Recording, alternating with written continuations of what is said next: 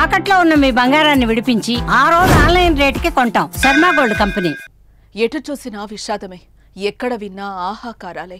కళ్ళు తిప్పితే కళ్ళు మూసిన వారే, రక్తంతో తడిసిన బట్టలతో అయిన వారి ఆచూకీ కోసం పరుగులు తీస్తున్నవారు ఎందరో. రాయి రాయికి మృతదేహం. ఏ శిథిలం కింద ఎవరున్నారో తెలియటం లేదు. మయన్మార్లో భారీ భూకంపాలు వందలాది మందిని సజీవ సమాధి చేసింది. శుక్రవారం సంభవించిన భూకంపానికి వందలాది మంది ప్రాణాలు కోల్పోయారు. ఇప్పటి వరకు 700 మంది వరకు మరణించారు. 1600 మందికి పైగా గాయపడ్డారు. కానీ ఈ సంఖ్య ఇక్కడితో ఆగే పరిస్థితులైతే అస్సలు కనిపించటం లేదు. పెద్ద భవనాలు కూలి ఆ శిథిలాల కింద వందలాది మంది చిక్కుకుపోయారు. సహాయక చర్యలు చేపట్టి వారిని బయటకు తీస్తుండగా ప్రాణాలతో బయటపడుతున్న వారి సంఖ్య చాలా తక్కువగా కనిపిస్తోంది. ప్రాణ నష్టం వేలల్లో ఉండే అవకాశాలు కనిపిస్తోంది.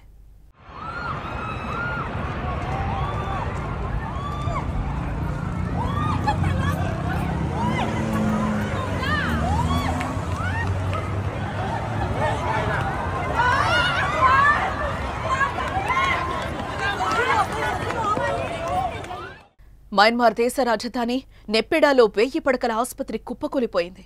ఆ శిథిలాల కింద అనేక మంది చిక్కుకునుండగా వారి కోసం రెస్క్యూ అయితే కొనసాగుతోంది. అలాగే ఎన్నో ఎత్తైన భవనాలు కూలాయి, ఆలయాలు పడిపోయాయి, హోటల్స్ కుంగిపోయాయి. తల పైకెత్తి చూసే బిల్డింగ్స్ అన్నీ తలదించి చూస్తే కానీ కనిపించని దయనీయ పరిస్థితి మయన్మార్లో కనిపిస్తోంది. ఆ శిథిలాల కింద ఎంతమంది ఉన్నారో తెలియటం లేదు. బతికే ఉన్నారా అంటే చెప్పడం చాలా కష్టం. ఇక ఆస్తి నష్టం ఊహకు అందని విధంగా ఉంది.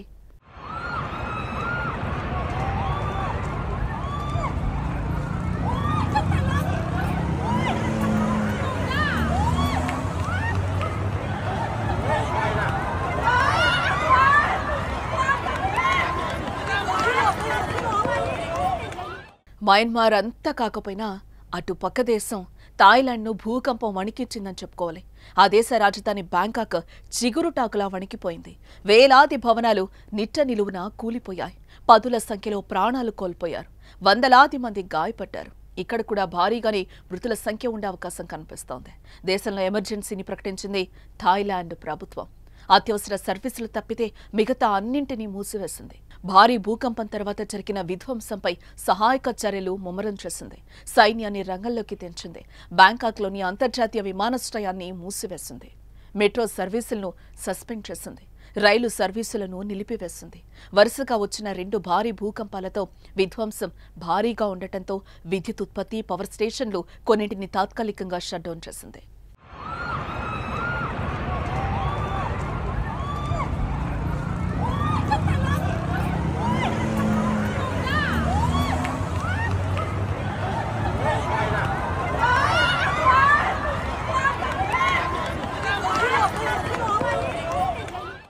మయన్మార్లో 12 నిమిషాల వ్యవధిలో 2 సార్లు భారీ భూకంపాలు సంభవించాయి. శుక్రవారం మధ్యాహ్నం 12:50 7.7 తీవ్రతతో సంభవించిన భూకంపాన్ని మయన్మార్లో రెండో అతిపెద్ద నగరమైన మాండలే సమీపంలో భూమికి 10 కిలోమీటర్ల లోతున గుర్తించారు. తర్వాత 6.4 తీవ్రతతో మరో భూకంపం సంభవించింది.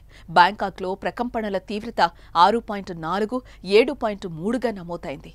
అటు భారత్తో సహా ఆగ్నేయాసియా దేశాల్లోనూ ఈ ప్రభావం కనిపించింది.